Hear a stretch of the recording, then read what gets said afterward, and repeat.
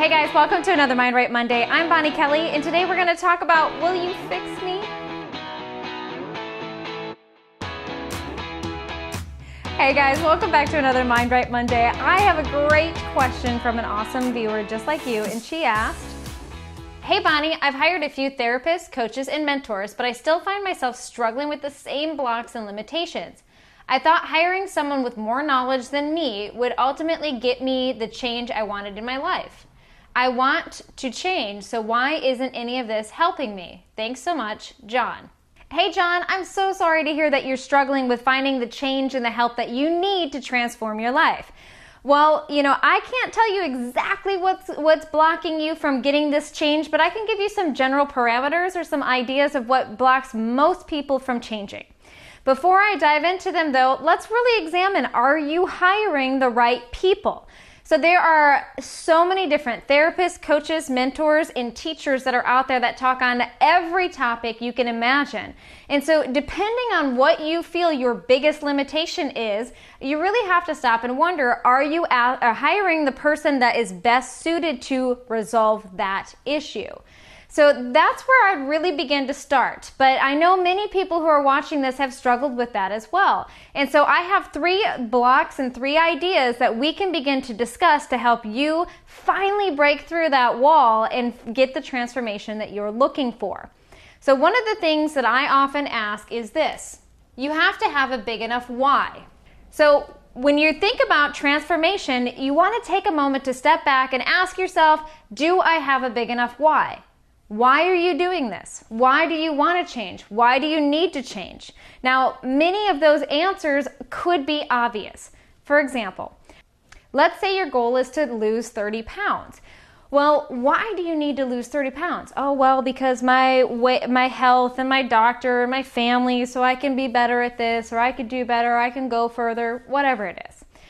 So is that a big enough why? Is that enough motivation to get you out of bed in the morning and jumping up and saying, yes, you know what today is? Gym day. And you know what follows gym? Healthy diet, right? Is that enough to get you inspired to do the things that you don't want to do? Probably not. So you really want to get in touch with why you're doing this and make sure that your why is about you. So when it comes to transformation, do you know your why? Do you know why you want to change and what the real benefit is? Because without that, it's going to be easy to get excited about that new therapist or that new program or that new coach and never finish it. It is so important to really get clear with what your motivation is so you can see it all the way through. All right, so that is one. Let's talk about the next one, which is you have to put in the work. Now, I know that you all have probably heard me say this a dozen times, but there's no substitute for work at all. When it comes to your forgiveness practice, when it comes to your personal development, when it comes to your mindfulness tactics, anything personal development, you have to put in the work.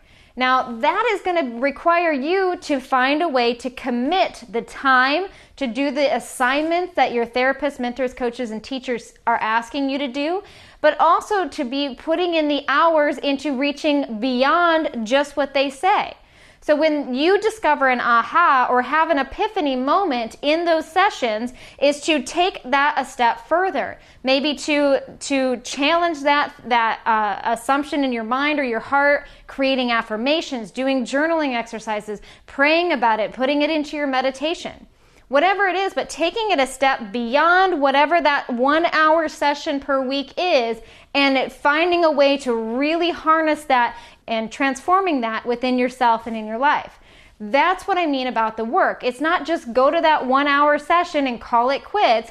It is, what do you do with the 7 days, in between that 1 hour that you took, all of that time in between there? What are you going to do with that to get that transformation, to take that next step forward, to take what you learned and apply it in practice and principle in your life? Okay, that leads me to my third and final idea, which is coaches and mentors are ultimately just your guide. It's up to you to cultivate the change you want to see. See, the big thing here is that if you haven't got the transformation, is maybe it's because you're thinking that your coach or therapist needs to fix you.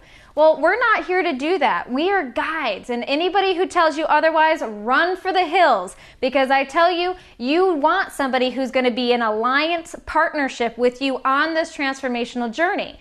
And so we show up every week or every session ready and prepared to help you be able to focus on whatever it is that you feel stuck or you need to work on. And then as coaches and mentors and teachers and counselors, it's then our job to kind of poke the bear a little bit and to help you shine some lights in areas that you don't even know that are dark. But then again, we're just leading you to the water. Once we show you where the water is, you have to put in the work and figure out a way, how do I apply this to my everyday?